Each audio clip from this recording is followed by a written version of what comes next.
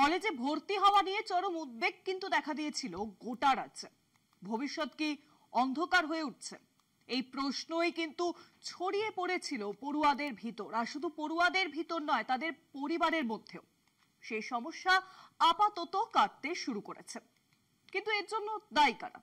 ছাত্র পরিষদের প্রতিষ্ঠা দিবসে মুখ্যমন্ত্রী মমতা বন্দ্যোপাধ্যায় ও অভিষেক বন্দ্যোপাধ্যায় এই নিয়ে সরাসরি তোপ দাগলেন বিরোধীদের দিকে। সাফ জানালেন, মামলার পর মামলা করে ছাত্রদের হয়রানি করেছে বিরোধীরা। অভিষেকের নিশানা ছিল বিচারপতিদের দিকেও। এরই মধ্যে এসএসসি কে 7 দিনের মধ্যে অযোগ্যদের তালিকা প্রকাশের নির্দেশিকা জারি করা হয়েছে সুপ্রিম কোর্টের তরফে।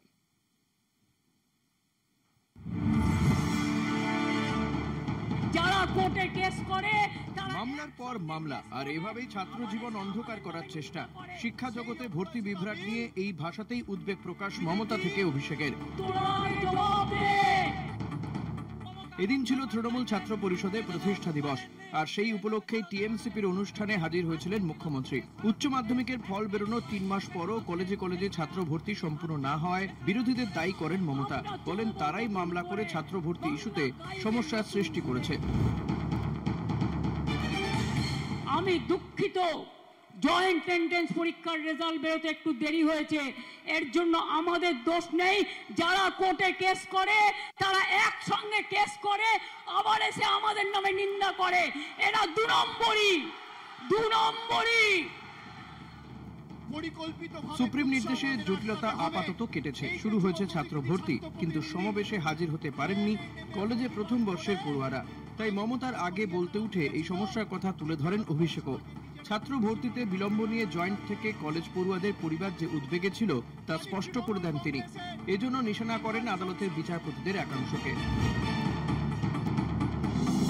বাংলার সরকারের বিরুদ্ধে যুদ্ধ ঘোষণা করতে গিয়ে এবং তৃণমূল কংগ্রেসকে শিক্ষা দিতে গিয়ে কলকাতা হাইকোর্টের বিচার ব্যবস্থার একাংশ বাংলার ছাত্র যুব সমাজের জীবনে অন্ধকার নামিয়ে আনার চেষ্টা করেছিল।